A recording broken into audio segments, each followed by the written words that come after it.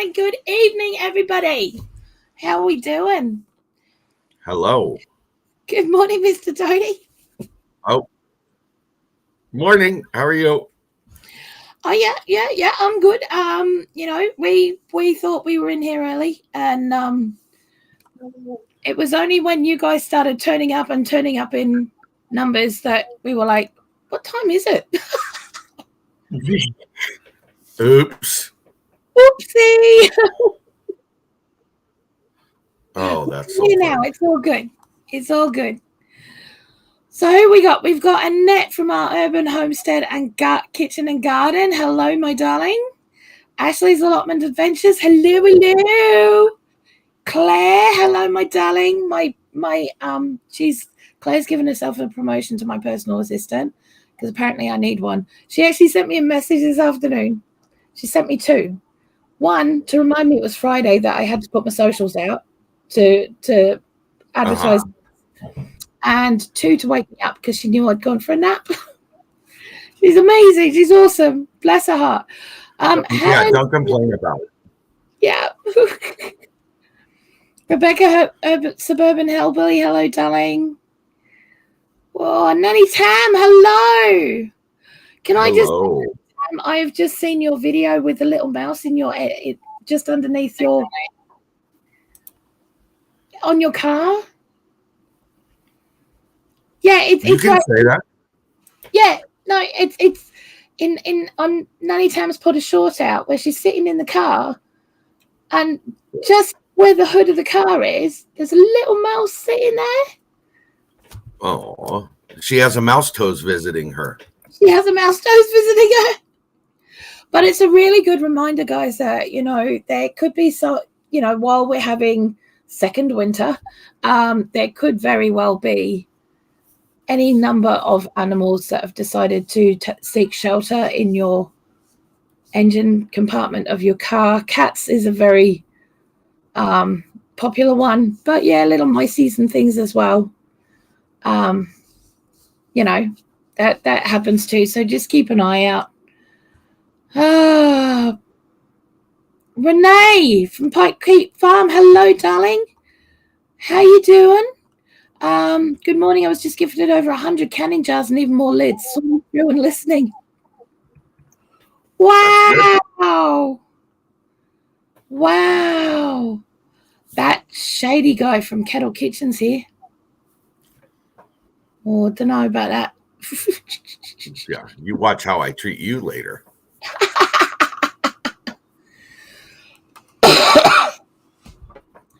Yeah, that Ashley was just saying that the mouse family that lives by the brambles is really sweet. It really is. That's a very smart thing that somebody did there. So today we are on meal planning.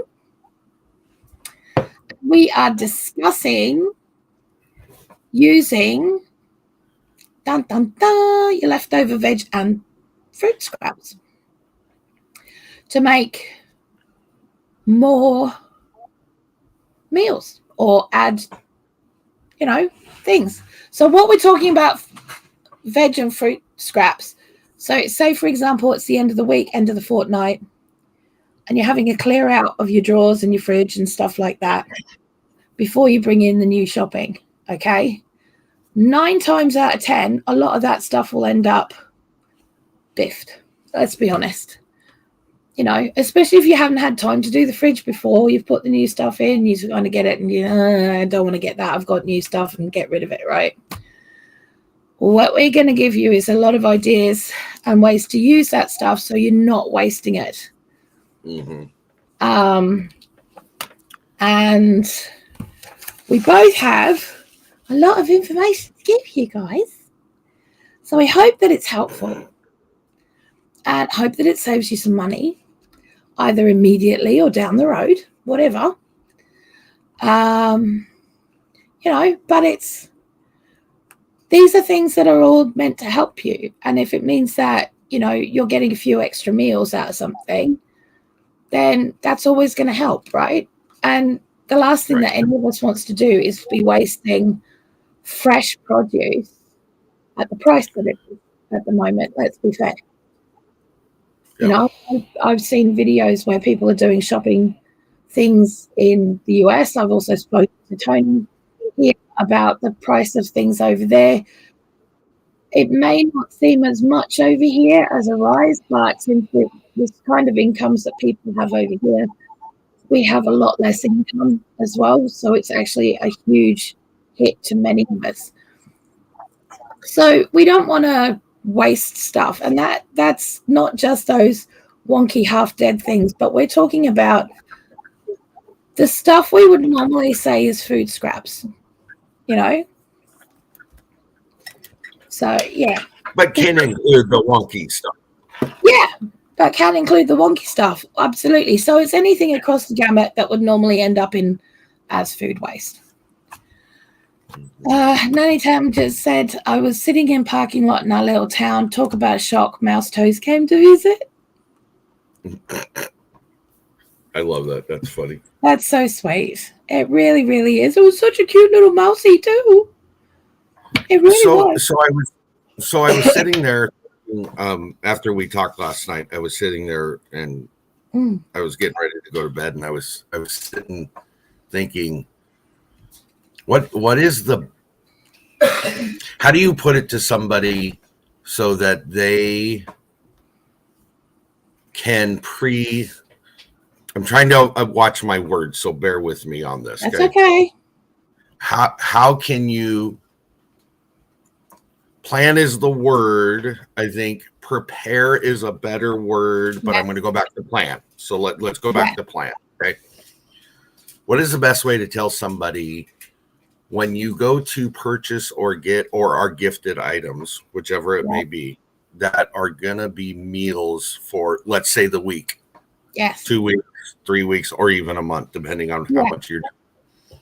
What is the best way to initiate the thought process so you're thinking ahead? Okay, because let's be honest, that is the best way to do it, is to think ahead. Okay. Yeah. In doing that, I think the best advice I could give anybody regarding vegetables and plant of any type, it doesn't matter whether it's fruits or vegetables, but I think it applies to a lot of things. But let's go back to what we're talking about. Consider what you can do with the items you purchase, okay, or you receive, whichever it is, okay. If you're gifted, let's just go, for example, if you're gifted 50 pounds of tomatoes, okay, what am I going to do with it to initiate the first part? Then how do I extend that into the next phase so that I'm not wasting it when it's done and used? Okay. And I hope I'm not jumping ahead of you. Sorry. No, it's fine. It's fine. Actually, it's a good thought. I think for me, it's about longevity of the food we get. That's ultimately what I'm trying to say. Yeah, I think you have to look at what it can be very overwhelming, especially if things are gifted. Right. Okay. If you have food gifted or produce gifted, it can be incredibly overwhelming because you could end up with, like you said, 50 pounds of tomatoes, you know, or 30 kilos of parsnips or whatever. Right. And you've got to sit there and go, what do I do with this? And I'll give you a prime example of that. Usually here in the U.S., during the end of the growing season, most people are getting here in the Northwest, people are getting annihilated with excess zucchini. And they're all like, yeah, I'll take it because I'll do something with it. And then they get it. They're like, I don't want 50 pounds of shredded zucchini in my freezer. Well, no. So then what do? You have to think about what it is that you and your family eat regularly and enjoy. Yeah. And start from there. And then you think, well, what's the stuff that we don't eat that often, but we still enjoy? Because there is no point in making anything that you don't enjoy. Right. Okay? Now, I don't like buying zucchini or courgette out of season. I prefer to grow my own. I prefer to eat them straight from the garden, or to preserve the ones that get a bit bigger. I do that. Right. But I do them in a way that I will eat, because I'm the only one in this house that will eat them if they know that they're in the food. Notice I added that bit. I like how you put that. That was good. Yeah. Just for clarification, can you explain what a courgette is for anybody that may not know? Okay. A courgette is a zucchini. It's exactly the same thing. Right. Zucchini is the Italian name. Zucchini is the Italian name. Courgettes are the French name. They're called zucchinis down in Australia as well. I grew up with them being called zucchini. But you come over here to the UK and they're called courgettes because we're closer to France than we are to Italy. Right. Well, you guys have quite a contingent of Italians that moved over to the States. So you've got zucchini, which is weird because mostly it was French. So now Yeah. Does that mean in Canada they call them courgettes? I would assume so based on the theory you've laid in front of us. Yeah. Yes. So, but some people call them summer squash. They just blump them into that thing. So it's all good. I call them zucchini. Zucchini? Really? No, Patty just said, I've never heard you call it that. No. So, that's a thing, but that's exactly what it is. So if I say courgette, I mean zucchini. If I say zucchini, to those who are over here, I mean courgettes. So it's why I usually try and say courgette / zucchini. Right. Yeah. I just thought it would be proper for us to explain what you're talking about. Sorry. Yeah. Yeah. Renee says, I was gifted a bunch of zucchini last year and made zesty zucchini relish, and we like it. I love them sauteed fresh, but there were too many and too big. Yes. Yeah. All right. Annette says it's like eggplant / aubergine. Exactly the same thing. Yep. Or rock melon / cantaloupe. Yep. Exactly the same thing. And it's like honeydew versus... Yep.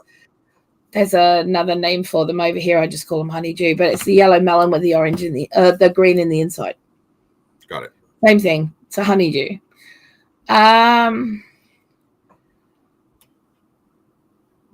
Yeah.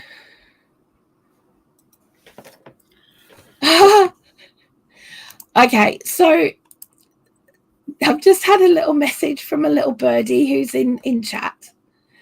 He says, I don't know what to do with a courgette. What? Yes, they don't know what to do with the courgette, and that's fine because some people don't know what to do with the courgette. No, and I get that. Can I throw something out real quick? Yes. Here on, I think it was the 3rd, we had a giveaway for the Break Your Heart Bake collaboration. Mm-hmm. Murphy Helen was in there, and yes, she made a pay it forward donation. Yes, and I just want her to know that will be delivered, I think, by Saturday. So that's awesome. It's been taken care of with a little note explaining the reason behind it. So that's fantastic. Awesome. Okay. Cool. Sorry. That's all right. That's all good. Okay. So do you want to? So you can't do fancy tagging on Android phones or iPhones because I can't if I'm on my phone. So and I've got an iPhone. So yeah. So do you want to take the attack on what to do with zucchini real quick? Okay, so there's so many things you can do with zucchini. Hello, honey. What did you do with courgette? What? And I don't like courgette. You did something, and I actually ate it. Yes, I made courgette fritters. That's the one that you did. Yeah. And I don't like courgette. Yeah, he doesn't like them. If he knows they're in something, he will push it to the side. But he ate these, and I have permission to make them again. Oh, I was going to say your secret's out and now you're in trouble. Okay, so basically all it is, all right, it's something that I used to do for the kids, is I get a basic cheap as chips pancake mix from the shops, right? that you just add milk and an egg to or something like that, or just whatever, you know. Right. Or I make my own. Mostly I make my own, but the way I used to do it was I just get a pancake mix when I had the kids, because they were like 10 cents a bag. They're not that now. No. But it was a cheap meal, and I would grate the zucchini with a little bit of fresh onion, and I would mix it in, and then I would fry those off. Ketchup, mustard, whatever the hell you want on the table, whatever condiments you want, you know. Excuse me. And they always disappear. They always disappear.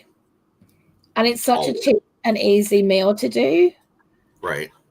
Especially like if you're on your uppers, because most of us still have an egg, a bit of milk floating around, you know, some flour floating around. So you can make a basic batter, or if you don't have an egg and milk, you might have a plain yogurt or something in the fridge, you know, and just mix that into the batter with a little bit of water to loosen it if you have to.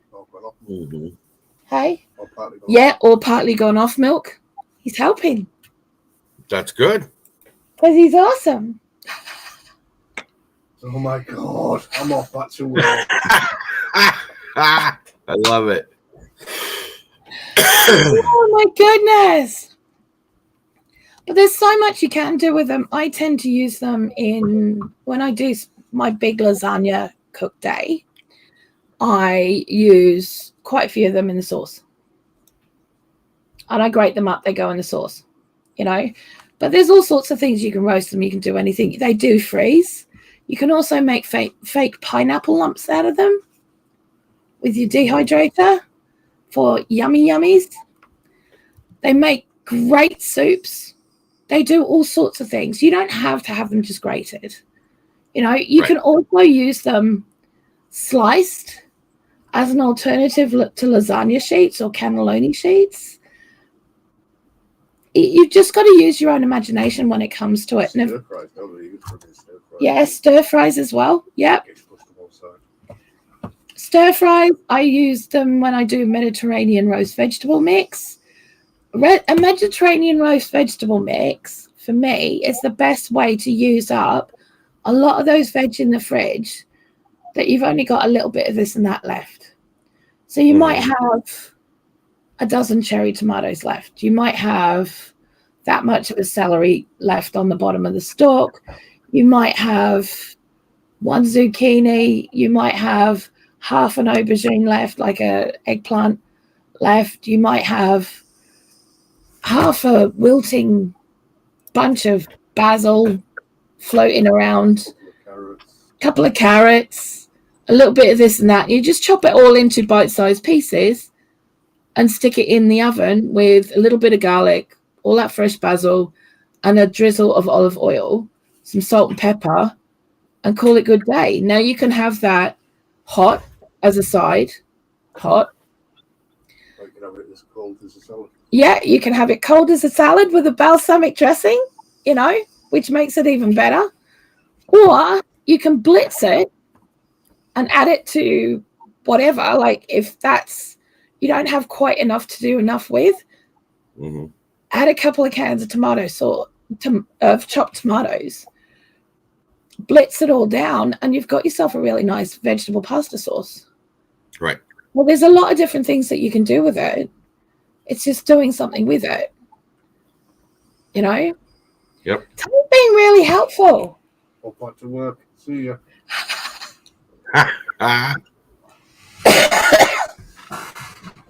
You know, so there are lots of different ways that you can use them. There really, really are. And it's just finding a way that works for you. See, Tanny will happily have them if they're in like a lasagna or in a spaghetti sauce that he doesn't know that they're there. They'll cook down to the point where they're not there. But if he can see them, he tends not to eat them unless it's in like the fritters. It's in the stir fry, I will not eat it. No. It goes to one side. Yeah. Goes to one side and go, nope. Yeah. Well, I can eat cucumber, but I can't eat them. I find them bland. I find them not taste very nice. Okay, so let's catch up with chat because I'm way behind on chat. I'm really sorry. Good God, you guys have been busy. Hang on. Let me Yes, catch they up. Hold on the chat. Let me catch up. Okay, so Annette has said zucchini sliced, zucchini bread, ratatouille. Absolutely, all of those. Mm-hmm.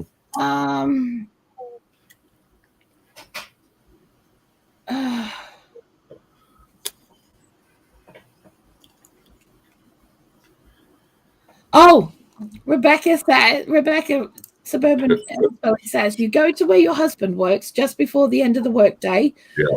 You punt them in everyone's car and drive away quickly. Yep. When I was a bus message. Yeah. when I was a bus driver, we would have the other bus drivers that were ladies that worked large gardens with zucchini and other stuff.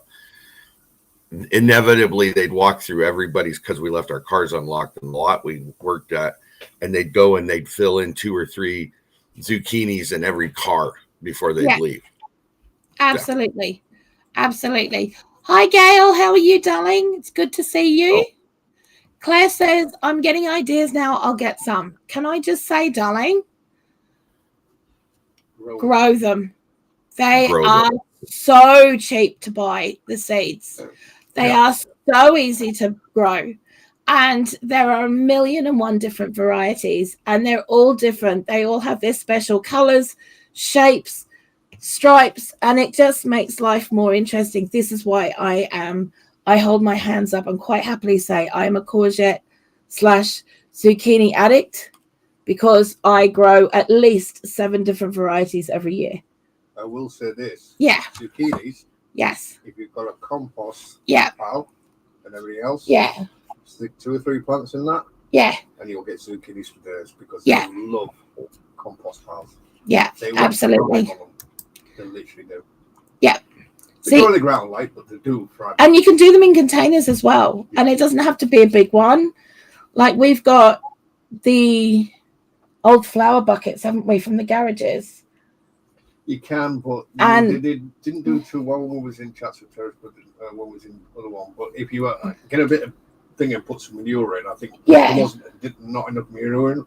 Like I said, they do like a lot of manure. But we did get quite a few, and there were all sorts of different ones, and it was great, you know. So some years are better than others. You prefer the yellow ones? I love the yellow ones, and I love the round ones, and I love the little Lebanese ones that you can get that they use to, you hollow out the middle and you stuff them with rice or mince or tomatoes and stuff, and then you put them all in a pot, and you do a big lineup of them, and you keep stacking them, and then you cook them off, and then it just So that was one thing I was going to bring up. I seen a video the other day of, and it wasn't really about what to do with zucchini. It just happened. I happened to see it. Yeah. And this lady really scrubs the outside really, really big. And these are the ones that end up big, is what she's doing. See, that's still a zucchini, but it's just been left a week or 2 longer than the others. Right. They're usually the ones that are hiding in the back. Right.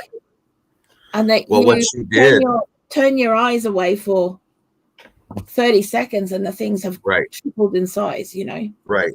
What she did is she took them and she cut them to about 3 to 4 inches long each piece, hollow them out, and then treat it like a stuffed pepper.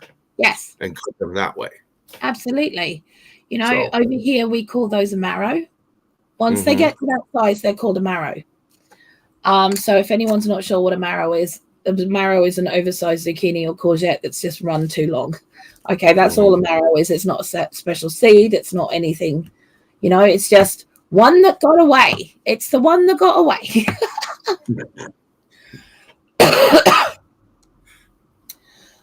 So, you know, and mostly people over here use them to be stuffed and roasted in that kind of way. Or if it's about the size of a roasting dish, they'll do the whole half, you know, and they'll do that for a meal, and just cut it up to serve it.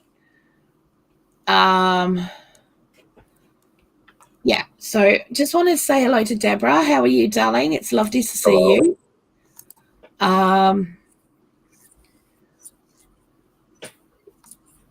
Yeah, adding courgette and stuff to sauces does bulk it out, makes it go further.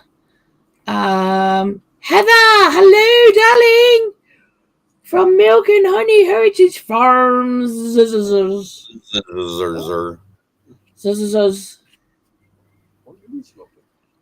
Hey.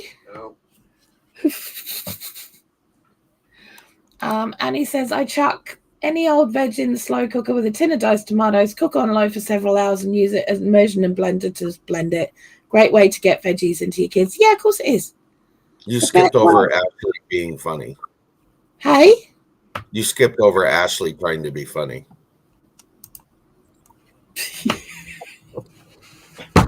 Tony's head is the same as mine. Well, he's not wrong. Thank you for the confirmation, my friend. You're very welcome. What? I'm losing the plot here. Tony's head is the same as mine. In other words, the chrome domes, love. I'm thinking of something else, so I better not bother. No, just play your game, sweetie. Yes, right. Thank you. Play your game. Here we go. This isn't the late night version. Yeah, this is the early days versions. We can't. Yeah, let's be very careful. Right, I add them to veg lasagna, stuffed bell peppers, goulash, etc. They're also good cut in wedges with a little olive oil, parmesan, and roast. Yes. So I seen that, and I wanted to add to that. Throw that in with parsnips and carrots and potatoes and every other vegetable with the garlic and the parmesan, and roast it. It's good. Absolutely. Blue does it every Christmas. She's always going to have a Mediterranean salad. Yeah, I've always got to do it every single Christmas. That's good. Well, I do it during the summer as well because, it's lighter to have a mix like that with a roast dinner than it is to have like a load of root vegetables that are out of season. So, like you say, once you've done it over Christmas, you've got it warm for Christmas, but then you've got it cold for Boxing Day. Yeah. Yeah. Yeah. And of course, then it doesn't have to be the same because if you add balsamic vinegar to it, toss it through, because it's already got the olive oil that it's cooked in, you've got a vinaigrette there and it's already done. Yeah.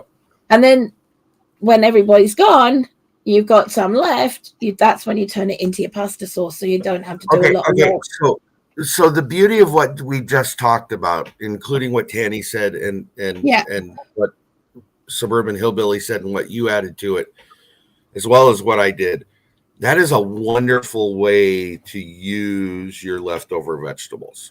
Oh, it is. Absolutely. It's perfect way to I would say it would be one of the best ways to use leftover vegetables because you've got a hot meal, then you've got a cold meal, and then you've got a preserved where you can make a hot meal or you could can it and put it on the shelf. You can put it in the freezer, or dun dun dun, you could turn it into your own homemade MRE.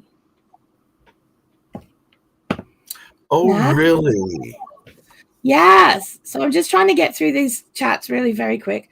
Last summer, my grandson came to my room to say hello. Then he was leaving. He said, I left you a surprise in the kitchen, 12 zucchini. That's the kind of grandkids we all need, right? No, we don't. Yeah. Gail says, I have a whole bed of zucchini. I love them that much. Yeah, I have a whole bed out the front. Out the front. That's where all mine go. They go in between all the corn. They use with that. I put amaranth out there. I do the lot. It's like a Seven Sisters bed. Right. Yeah. I'm trying, Helen. Get through all the chat, guys. You guys are going so fast. Hang on. We've got Love for Paper is in the chat. Hello. How are you? Anne Haynes. Hello, my darling. Roasted with parmesan. Yes, parsnips. No, that Ashley isn't liking parsnips. We're getting there. Okay, all right. Is zucchini what we call eggplant? No, darling. No. Two zucchini different things. What we call courgettes. Yeah. Okay. Yeah, zucchinis are courgettes. Eggplant are aubergine. Okay. But all cool. All cool. You have a new subscriber to your channel. I do. I just like, For paper. all of a sudden, chat just went push. Yep. Okay, cool. Hi, Nicole. How are you doing, darling? It's lovely to meet you. Yep. And welcome to my little side of chaos. Helen said, "Good job, Tony, trying to get us back on track." Okay. Oh, Nanny Tam, thank you so much, darling. That's so sweet.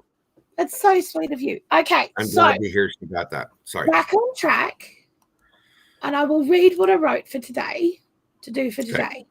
So back on track. What's the overview? Play your damn game. Right.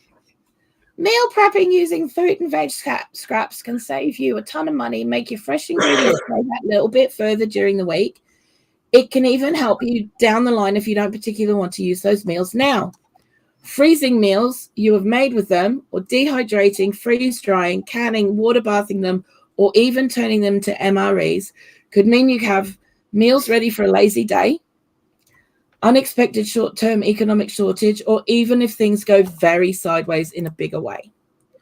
Okay, so, but the whole point is, and this is, there are millions of people out there, and me included, who will give you ideas for dehydrating, freezing, all of that kind of leftover meals. But the one thing that we really wanted to hit on today, which was a new discovery for me, actually, and something that Tony and I talked about last night, and that is making your own MREs.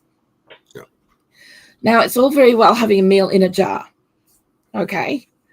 But for those of us living in the UK, we do not have a lot of storage space.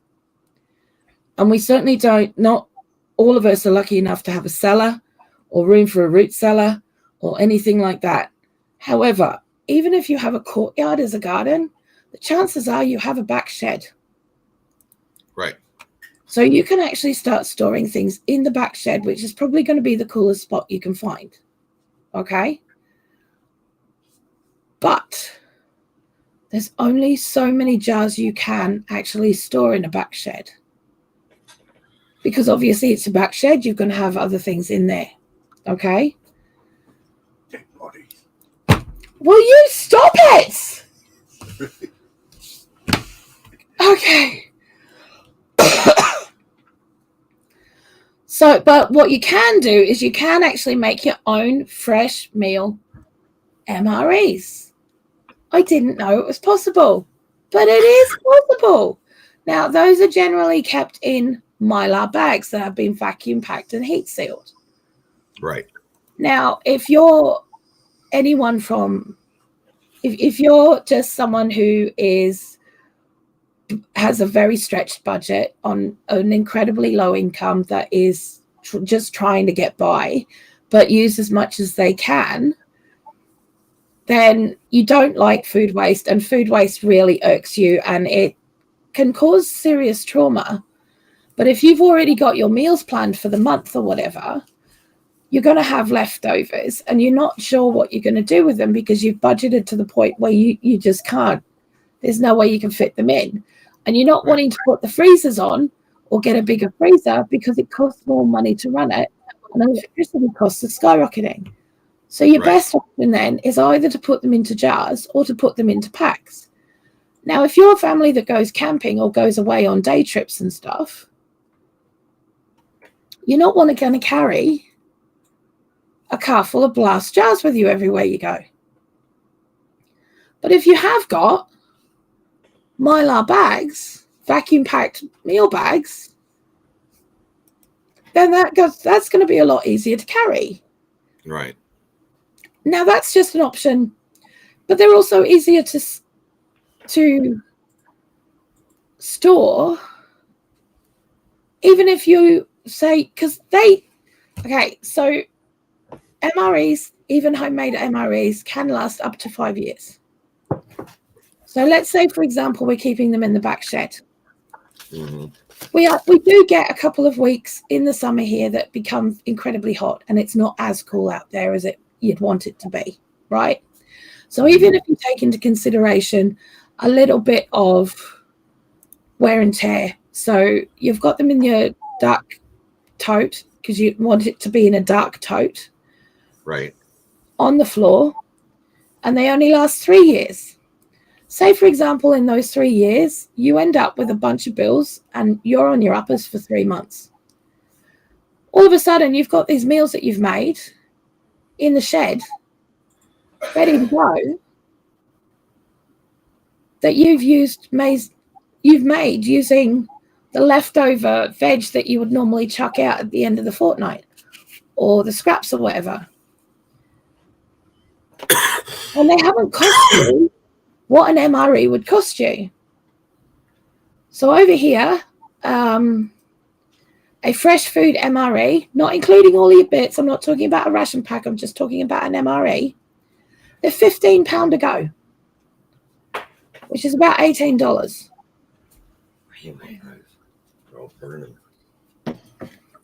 So that's a lot of money for one person for one meal.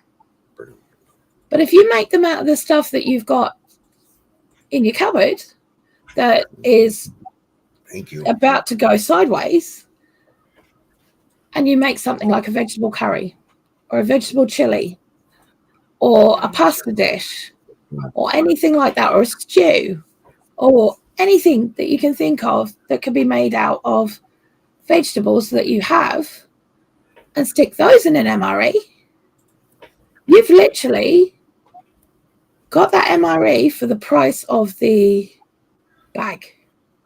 Yep. For the price of the bag. And you know what's in it. And you know what it tastes like. And you know your family will eat it. Right. You know, because you know what they eat. Okay, so that's important. All of that is very, very important. Right. So, yeah, that's all things to consider. Now, over here in the UK, this winter has been horrendous. We've had snow in places that we don't normally get snow. And we've had legitimately a month and a half of major flooding throughout the country, where people have been evacuated and all kinds of things. Now, if you're being evacuated and you need to take like 3 to 7 days worth of supplies with you, you're not going to want to take a couple of totes of glass jars. You're going to be wanting to take something that's easy to pack, easy to shove in a bag, or easy just to pick up a very small tote with all of your homemade MREs in. Makes so much more sense to do it that way than it does to have a bunch of stuff that's in jars. Right. Right, because it doesn't matter even if you've got separators in the totes. Something's going to get broken. It's guaranteed. You know, so you lose one at least. Or you could lose the whole lot. If, say, for example, you're in a van, it tips, everything falls over, you've got glass everywhere and you've lost all of your supplies that you had. Whereas if you've got them in bags, like MRE bags and things, and they're properly made MREs, it works. You know, that's not as bad a situation. Sure, you don't want Uncle Charlie sitting on them.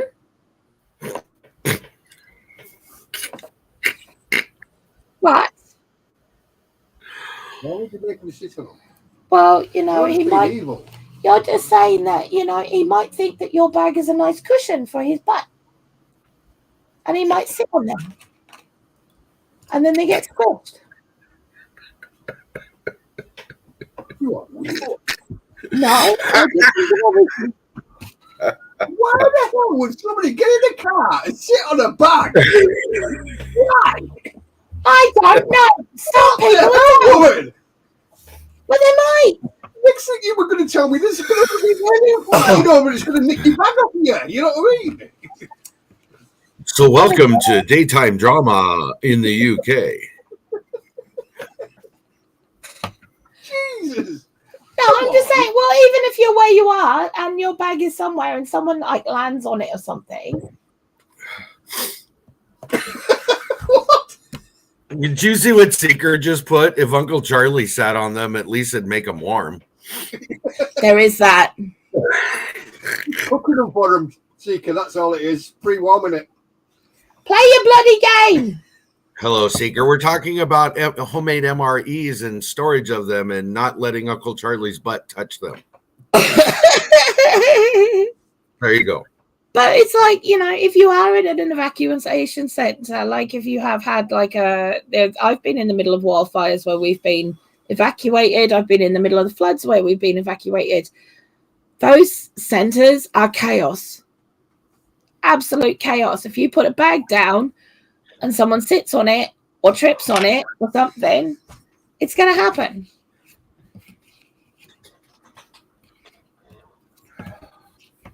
Sorry, my eyes are watering horrendously. Okay. I don't know what's going on. That's why I have my glasses on. Sorry. It's all right. Oh. Hey, Fever. Hey, Fever. Hey. Oh. What's that? You don't tell him off, though, but you tell me off. Come on. Tell me off. Make it even. Tell me off, please. Oh, I haven't got the energy. Oh my goodness. Ashley says Jeremy Kyle show is back. Did you sit on the bag? Lie detectors results say. What? I just don't know where you got that from. Do you not? See, this tells me that you've never been in a situation where you've had to go to one of these common places. No, because if somebody's going to sit on my bag, I'm just going to hit him and get off it. You don't know that. Okay, so number one, you may not be near your bags because there's a lot of sign-in process that has to happen. You need your bag with you. Yeah, you do need your bag with you, but if you've got a bunch of kids and it's just you... No, I'll leave the kids and take the bag.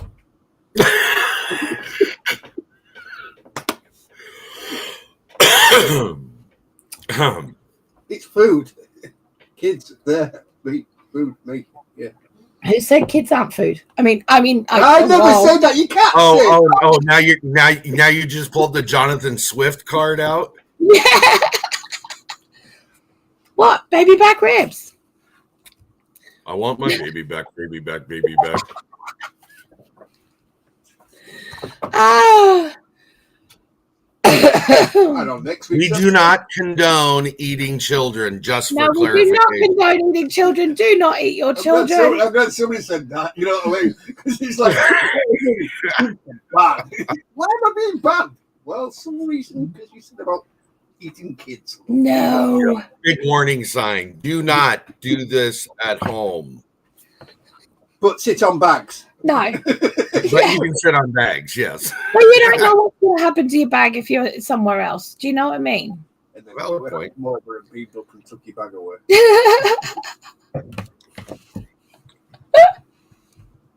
Okay, so I have just please help. Please help. The one thing I do have that I want people, it's one of the things that when we talked about, I said I could find, and I think it's important when you make your own MREs. Yes. Look at the difference in what you're putting into it, into what the produced product has in it. Okay. Yeah. So give me a second and I'll show you here. Kill. All right. Here we go. Ta-da! All right. Okay. So give me a second. I'm going to locate it here. Oh. Here we go. That's where it starts. Okay.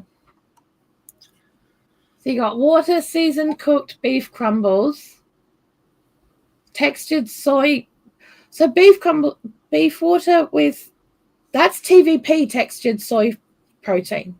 That is basically. Right. All right. So that's not actually beef. No. That's soy. So that's textured vegetable protein. There's nothing wrong with that. Diced tomatoes. I don't understand the calcium chloride except to keep the color. Is that's probably what they're doing? I would assume that's what it's for without knowing any further information. Yeah. Tomato paste, enriched spaghetti. So that's, see, all of those things there Those are what you find in enriched wheat. Right. So even though they're using semolina wheat, which is durum wheat, which you find in most pasta, and especially if it's made in Italy, that's what they use is durum wheat, which is the semolina wheat. You don't need to enrich it. No. Okay, but they've done that with this, and it doesn't need that. And it could this actually explains to me a lot of why people have problems eating pasta in the States, but if they go to Italy, they don't have a problem with it. Well, it's because we're overdoing the process, and that makes it harder to digest. Beef stock, Parmesan, cheese cultures, food starch with erythoric acid. I was like, what is that? I've never even seen that before. Let's find out what that is.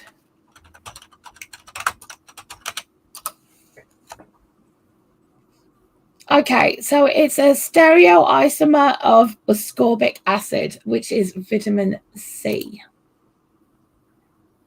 Vitamin. Interesting. Yeah. Okay, we can stop sharing that now. I just wanted to say, what did I do? Oh no, I put us on full screen. I did it, not you. No, I put me on full screen on here so I could read the thing because it's. But my whole point of that is just to say it's so much better when you know what you're putting in your food versus what you're buying. It probably wouldn't be as long as that, would it? No, it's not. And the other thing is, I put veggie. You know what I mean? Right. There is beef in. Yeah. I put tomatoes in. You know what I mean? Put pasta in. You know what I mean? Or if you want to be really, no, but I put proper pasta in. You know what I mean? But you know exactly what. If you want to be really comical, but then everything in that can't be in the sauces as well. So the sauce, what they've actually used on that, what they added to the sauce as well, is that all in there? That's all in there. Okay. That's all of them that's in there. Supposedly, it's all in there. So there is nothing in there that's actually a preservative. So they can't say that any of that is there for preserving reasons. So all I can just say except for the salt and a little bit of sugar. That is it. Can I just say one thing then? But there's no herbs in that at all. No, there's no herbs in that. Oh, it did. It showed some. Oh, did it say a little bit of garlic powder or something? It says garlic powder, onion powder, salt, and additional spices. So, but you don't. What does that mean? No, you don't know what spices. You haven't got a clue what you're eating. Right, and he's correct. You have no idea. No. You know? So, say for example, you have someone in your household who is has an allergic reaction to marjoram, right, but not to oregano or oregano, as you guys call it. So you can use the oregano, but you can't use marjoram. Whereas if you get a shop bought one, they've probably used marjoram because it's cheaper, right, and it's actually more potent a taste. So they don't need to use as much of it. So you've got those issues, especially if it doesn't say, what it is. So you want to be sure of what you're actually putting in there. And like I said, if you're making your own ones, so much easier. Mm-hmm. Well, the thing is about it is if you're actually doing that, like what you're saying, like doing them MRI parts and everything else. Yeah. You think how much you would get into one pack? Yeah. It would be less than half a jar. Yes. So you'll probably get, I would say, 3 packs to a jar. Am I right? No. So the jars that I make our meals out of, I would, if it was for us. No, I'm trying to say this one in a nice way, but not in a bad way. You know what I mean? the Americans use big jars. Yes, they use quarts. Yeah. Yeah. So if you were talking like, if they were going to can some of that one, what would you get? 2 MREs out of one quart? Or theoretically, I would agree with him. 2 meals in a quart. Yeah. Yeah, you would get 2 meals out of a quart. It's like ours, because our jars are smaller. Yeah. So, because then you'll probably get 1 in a big meal out of one of our jars. Right. Yeah. Which jar we're going to use? Yeah. If we're using like the jars we keep when we're using hot dogs, well, our hot dog jars, that would be 2 meals. Yes. You know what I mean? Mm-hmm. So when you look at it wise, it goes by where every person lives. And it's up to their needs as well. They might want to use gallon Mylar bags, which will do a family meal, right? So that would be. Why would you do that? Well, because they might have kids in. Sub the family, sub the kids. You're not talking about yourself. You say MREs. You know what I mean? MRE survival. You know what I mean? Survival of the fittest. Get off it or you die. I'll see you later, Ashley. But that's what I'm saying to you. Yeah. You got to work the pros and cons. You can work out, because you can get different size bags. You can get pint bags, quart bags, and gallon bags. As far as I know, that they're the 3 main sizes of bags that you can get. Mm-hmm. So you can do smaller things. If you've got leftover fruit and stuff, like apples that are getting a bit wrinkly and stuff, you can turn those into like a chunky apple dessert type thing and put that in a bag. Can I ask you a serious question here? Yeah. MRE. Yes. How long would a sponge last in an MRE bag? 5 years, technically, as long as it's stored properly. So you could have sponge and custard? Yes, you could have sponge and custard. So you think about how much it's going to cost you to make a massive cake. Yeah. And how much it would cost you to actually make custard. Yeah. Basically nothing. Yes. Well, not in this day and age, but you know what I mean? And how much you could get out with dessert on that. Yeah. Quite a lot. Dessert MREs tend to cost, especially the fresh ones around here, from what I've looked at, they're somewhere between 8 and 10 quid each.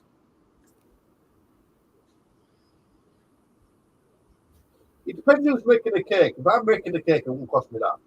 Well, no, I mean, like if you were making a cake, it would cost me triple. Fuck off. Hello, Elaine. Elaine Lucier. Hi, Elaine. But the point is, if you're just using your waste vegetables and waste fruit to make these meals, then all you're doing is literally using a little bit of gas and electric and buying the bags. Now, Mylar bags in this country, you can get 50 for about 30 quid. So that's less than £1 each. Way less than £1 each. But you need to look at what the quality of your bags are as well. I would not buy Mylar bags from somewhere like Temu. I would look at somewhere that's a little bit more sensible than that.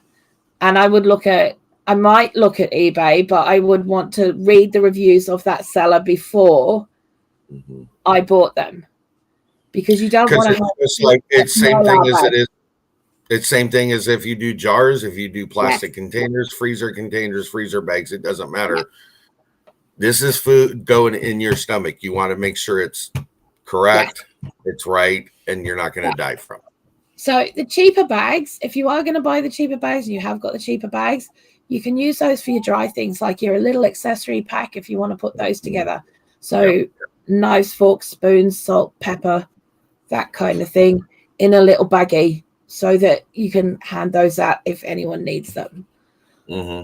Those things I would do that with, but I would not use those for wet, fresh foods. Correct. Okay. And when Tanny's talking about sponge and custard, I would probably do the sponge in one bag and custard in another. I wouldn't put it in the same one. Yeah. Because of the texture thing, hon. No, but that's where you. No, I'm talking about over time. That's going to sit there and it's going to soak right through that, and all you're going to end up with is a sludge in the bag. That doesn't mean it's off. It's just that the sponge will break down over time with the custard in it. I don't know if it would. That would be a nice little test of what actually to do one. It would be a nice test to do one. Because, and I'll quote unquote this thing is, right? I had sponge and custard the other day myself. Your cake and custard, right? Yeah. And that sponge did not break down one bit. With loads of custard still left in the bottom, it did not break down, and that was open to the elements. Well, I understand that, but that sponge hadn't been sitting in the cupboard in the custard for several days either. The longer it sits together, the more it would absorb it, and it would break. The other thing about MREs and the production of them is that you need to boil them first once they're once you've vacuumed and heat sealed them, right? You have to boil them first before you store them. So whatever's in there, you're burning off any sort of like bacteria or anything. There's no air in there for it to regrow. It can't regrow, okay? Right. So you have to get that water up to boiling point in a pot. You have to get those bags in there, and depending on the size of the bag, it could be anywhere from 10 to 30 minutes that you have to boil those for. And I don't mean simmer, I mean rolling boil, boiling its butt off, Mount Vesuvius, boil in the bag for 10 to 30 minutes. Then you bring them out, then you cool them down, then you pack them away. Okay? So basically, all I can say this one is just a better way in canning. Yeah. But just for storage wise. If you look at a point of view, if you've got to have to boil that bag again, once you've cooked it, yes, you've cooked all the germs out of it anyway. Yes. Right? But you want to make sure that there isn't anything in there from where you've put it in the bag. Unless somebody sat on it, you know what I mean? It should be. Well, if you've sat there and coughed over it, sneezed over it, and done all sorts of weirdness to it. How that works out. Okay, so I'm just okay. Yeah, I'll let you carry on. Sorry. The process of making your own fresh food, MRE, is this: you make the food, you cool it down to room temperature, you bag it. Do not bag it hot. 2 reasons. One, expansion of steam. You're not going to get a proper vacuum seal with that. It's just going to blow the bag out. You want to cool it right off. You want to make sure that any gravies and liquids that you have are made in such a way as they are going to become a bit gelatinous, okay? So, or thicker as they cool. So then it's going to be easier for you to seal the bags, vacuum seal and heat seal the bags. Then you're going to drop them in a pot of boiling water for 10 to 30 minutes to make sure that anything that might have got in there between the cooking time, the cooling time, the bagging time, and the sealing time is completely cooked out and dead. You want to make sure of all of that because otherwise they're not going to last. They're not. But it's such a beautiful thing to do. It is an awesome thing to do. It's an option to do, but I would suggest do your own research to figure out how to do it properly. Do your own research. There's a lot of people out there who've done them. Sorry. Later on in the year, I will be looking at doing them. I'm not doing them anytime soon.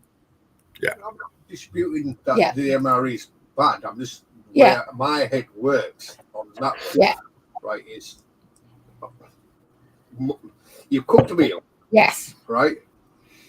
And like when you're canning, I'm not used to canning and everything else, so I'm not 100% about this situation how it works. Yeah. But I believe when you can, you pour it straight into the glass jar.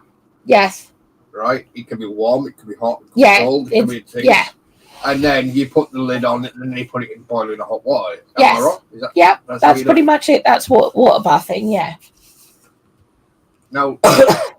I understand where it's like the pack size, you know what I mean, where the size will be actually reducing your storage space, you know what I mean? Yeah. Like you said, if you go away, something happens, you got a fire, Uncle Tom wants to sit on your bag on the way there, you know what I mean?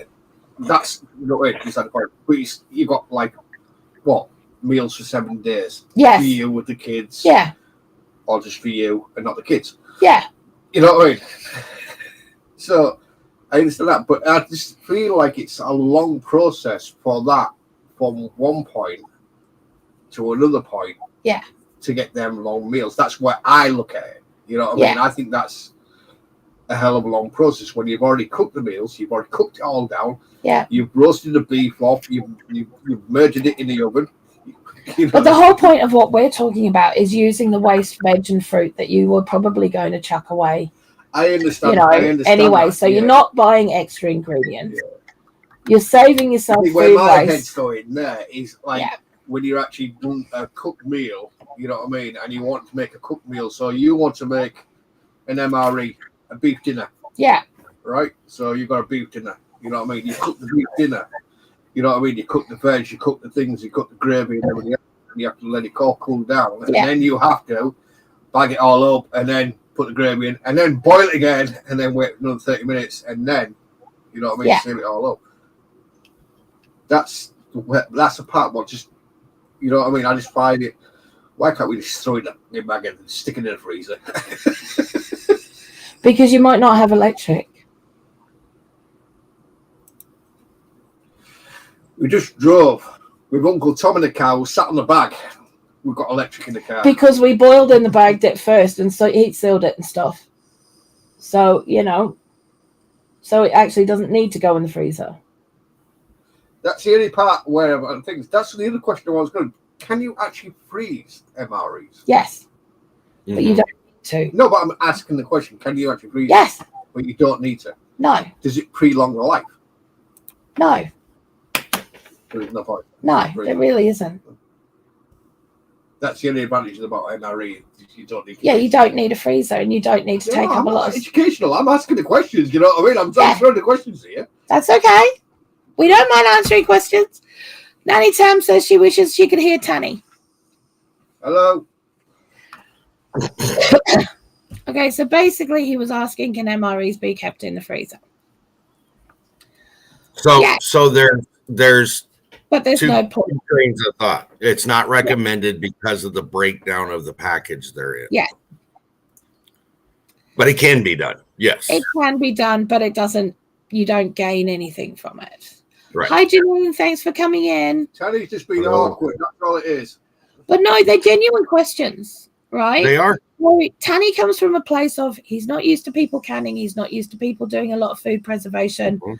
Probably the most food preservation he's seen is like someone pickling onions or eggs. Right. But that would be about right?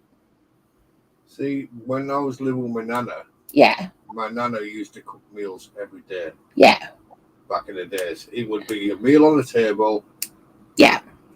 Breakfast, dinner. Well, it wouldn't be dinner because I'm at school. But tea, we sit there and everybody else. So it would be like a meal there and everybody else. It would be that you have to eat it. Yes. Even though you didn't like it. Yeah. Like, you know what I mean? But yeah. No, I don't like sprouts. What do you mean you don't like sprouts? Wow.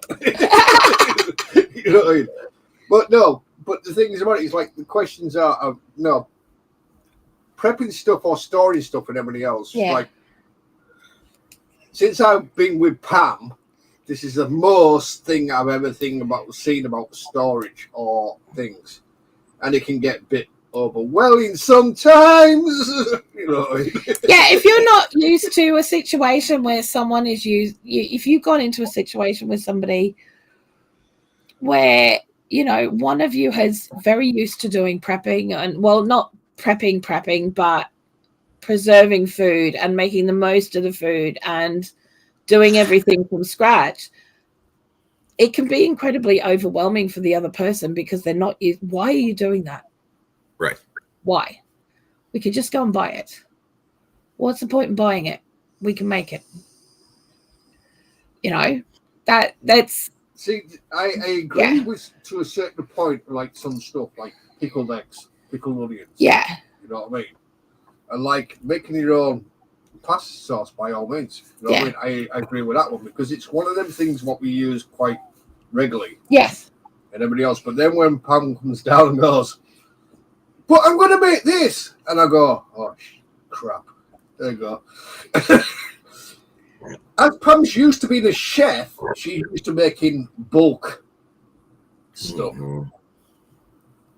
Yep. So, not forgetting there's only 2 I make us enough for 2 or 3 years. It's great. And then I don't have to make it for 2 or 3 years again. Don't forget there's only 2 people in this house. There's only so much stuff you can eat the same thing at the same time. You know what I mean? Sort of. Well, it's like, hang on a minute. Yeah, well, why do I want this? Why do I want this? And it's like, if I go shopping and everybody else, I'm thinking, well, I can buy that sauce for this price, and I can buy that for this price, and I can buy that for this price. But honestly, I went to the shops at the weekend, you know, with Lou and everybody else, and I'm like, where the fuck's that sauce? I can't buy it. They haven't got it. No longer got it. Yeah. I'm like, really? Yeah. Yeah, we're finding that there is stuff disappearing off the shelves over here. I think the important thing that goes with that as well is because he makes a point. He makes a point of what majority of the population feels, which I get that. Okay. Yes. The part that's important, at least from a standpoint, is what do you do when that store is no longer there? That bakery is making it, that canning place is tinning it. And right. It's learning a skill set so that when you're put in that position, you have remembered and reused that skill set enough to where it's become common knowledge to you to provide for whoever that is later down the road, if needed. Exactly. You also know what's going into the food. This is where I get to a point where Blue was on about, because I wanted some fresh bread. You know what I mean? From the world. You know what I mean? Some bread rolls. Right. And then so she went and made them. You know what I mean? It was a flaw. We all agree. It doesn't really matter. You tried it. You tried it. Right. That's the thing about it. You tried it, and everybody else. I was looking forward to eating them the next day. Going, I've got some fresh bread rolls. You know what I mean? To actually eat, to go to work. But they were bad, and they were bad because it was old yeast, old flour. Right.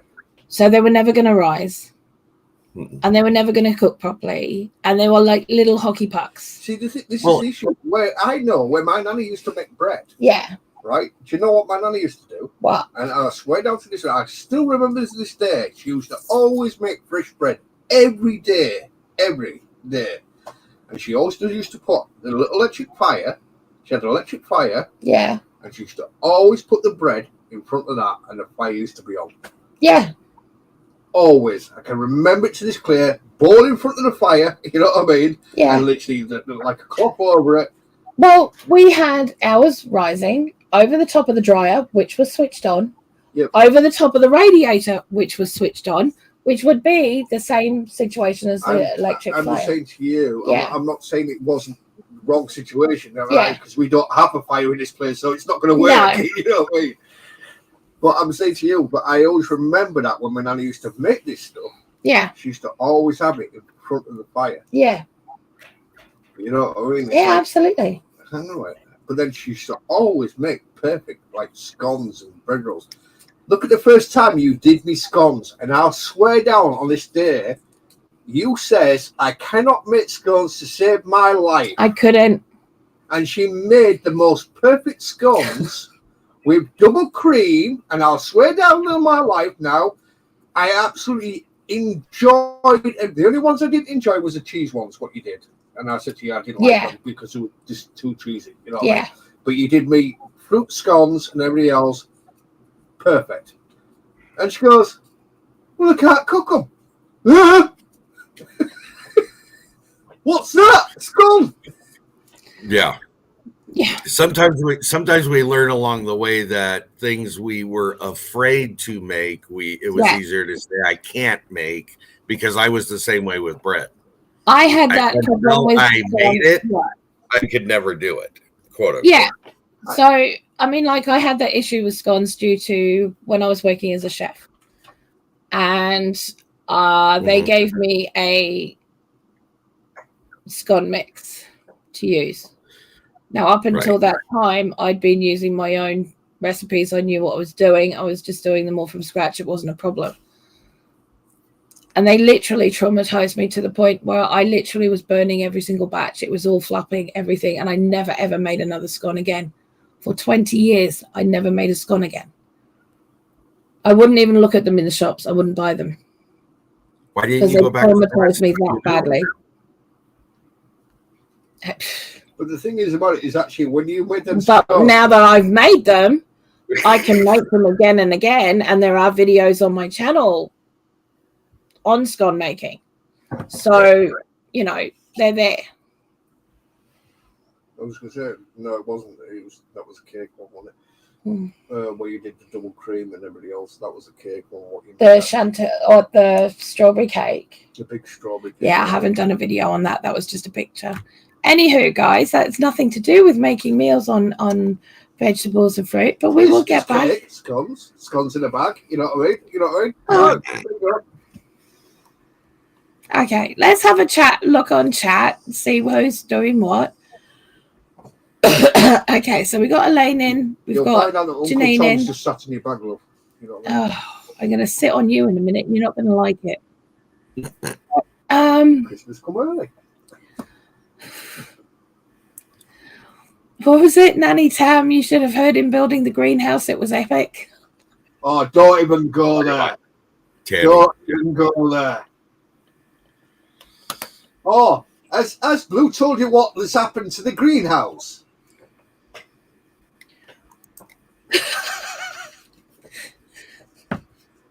I think officially the live has gone sideways. Okay, right, okay. What happened to the greenhouse, Tammy? I don't know, but next time I find a cat in the greenhouse, it's going to go flying out the greenhouse. So we had 80-mile wind gusts here, and we lost half our greenhouse. No, we didn't. The panels were floating around the garden. No, we did not. We did.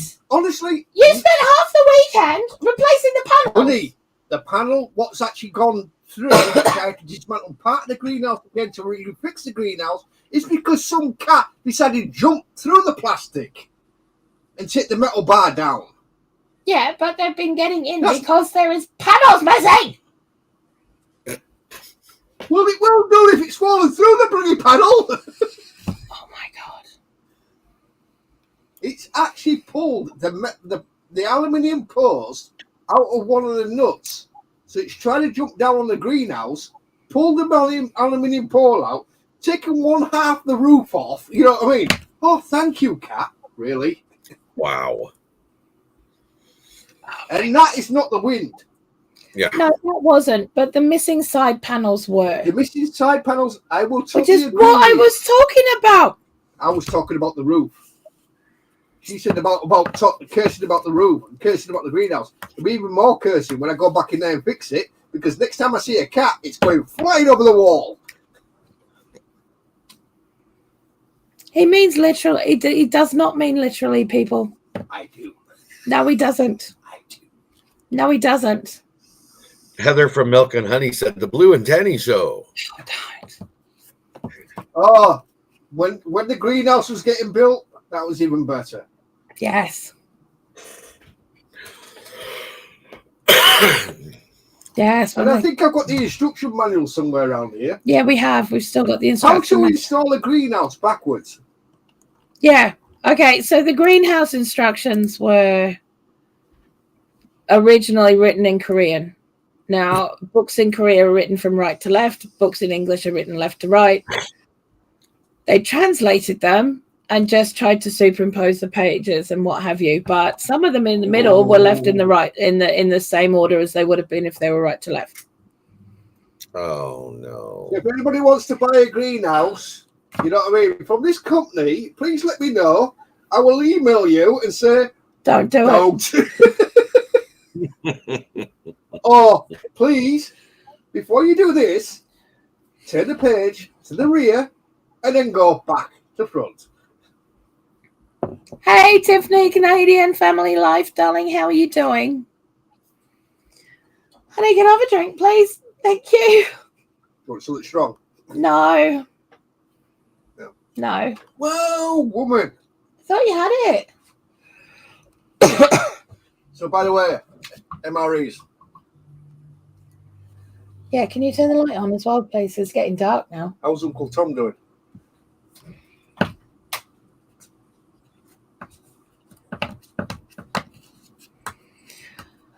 Hi, honey, at Artist at home. How are you?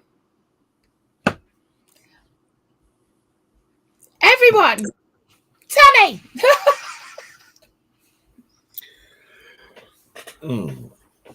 I think you've covered everything you wanted to I think cover. we've covered everything we wanted to cover. Twinbrook Acres, hi, hun. How are you? Well, I just wanted to say. I just think. Oh no! You got me for 2 weeks. Oh, 2 weeks. Oh, 2 weeks. Send help. Send help. Help. I'll send you care packages. Oh yeah. Send out MREs. What Uncle Tom's not on. Oh my word. Okay, guys. So on the 20th of this month, I will be going into hospital to have my hernia surgery. I will be offline for around 8 weeks, possibly a bit longer. I'm working over the next couple of weeks to make sure that I still have content coming out. I don't know how much of it I will have, but I will be doing my best to get as much as I can out. I haven't got the guide done for the homemade versus store-bought bread yet, and I do not have the guide done for this particular live yet either. This week I have been very much trying to get my head around the fact that I am actually going in for surgery this time, and the chances of them cancelling it is pretty slim. And I have a lot to do. So please be aware of that. Thank you, Rebecca. That's very sweet of you, prayers and everybody. That is wonderful. Thank you. But we will be doing lives up until the 22nd. Okay. So that's 2 more lives until I go into surgery. The next one we will be doing is, does it really save money? And I think we're going to be looking at, I don't know. We haven't figured it out yet, but we'll work it out. Okay. So if you guys have got a convenience piece of equipment that you want us to check out, whether the pros and cons of, whether it'll save you money or not, let us know if we haven't covered it already. That would be awesome, because the week after that we'll be doing homemade versus store-bought. Mm-hmm. So yeah, I will say one thing. What? Right? If anybody's unsure about any veg, what to do, how to do it, and everything else, please email Tony or please email Blue, because they know a shitload of stuff what to do with it. You know what I mean? Well, thank you. Even put it in the car. You know what I mean? Oh, just throw it at somebody. Sorry, no. Give it to somebody.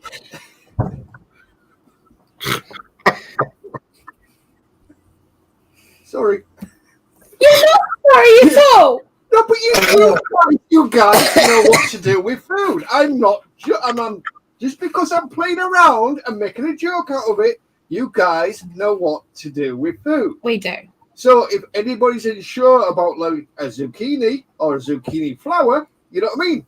Bang! Zucchini flowers. Nobody's mentioned nothing about them ones. You can still eat them. Yep. It's a valid point. A vegetable, and also you get a flower of it, which you can eat. Yes, you can. Yep. They're nice, battered, and deep fried. They are. They're also nice. No, because I wouldn't eat it. You can keep it. Saying. Well, that's the part of a plant what nobody's mentioned about what you can actually eat. Yeah. Who was talking about zucchinis? Well, it was one that came up because it came up in chat. Well, I'm just saying to you, but the flower, if you let it go to seed, you know what I mean? Bang. You can use the flower. Yeah, you know, that's another meal there for you, like Tony says. And they're not meals that you can buy. You actually have to grow your own courgettes and things in this country to get the flowers. You cannot buy them. Do you really? Yeah, you can't buy them. You can't buy the blossoms? No. You cannot. The only way you can do it, the only one will be able to do that is through a specialty grocers, and they'll be about $5 each. Probably. What? Yeah. I don't think I've ever seen a zucchini flower in any no, any you'd be looking at going to somewhere in, say, London to a gourmet specialty supplier. Wow. Yeah. gourmet dish, isn't it? It is a gourmet. Yeah, it's classified as a gourmet thing. You're looking at about a $5 each for them. Yeah. But that's another one for you guys with the zucchini. You know what I mean? Yeah. The flour. Bang. So anyway, before everyone starts deep diving off, tomorrow morning, 4 a.m. GMT, I'm going to be over on Tony's channel, which is Friday. 8 p.m. Pacific Standard Time. That one. And we'll have Drunken Chef barbecue with us tonight. We will. Yes. We will. So I just want to say thank you to everyone for being here, for putting up with all of this. All of us. Nothing. We hope that you've got something out of today's episode. I will be putting the guides out. It's possibly something that I will work on while I am incapacitated because it'll be easier. It'll give me something to do. Mm-hmm. Okay. But yeah, they will be going out. They will be going out to Patreons as well. So yeah. So have a really awesome one, guys. Take it really easy. And I will see you over on Kettle Kitchen's channel tomorrow at 4 a.m. And yeah, back here next week, same time. Yes. Okay. Bye, guys. Don't forget to email them about the food. Thanks for the plug.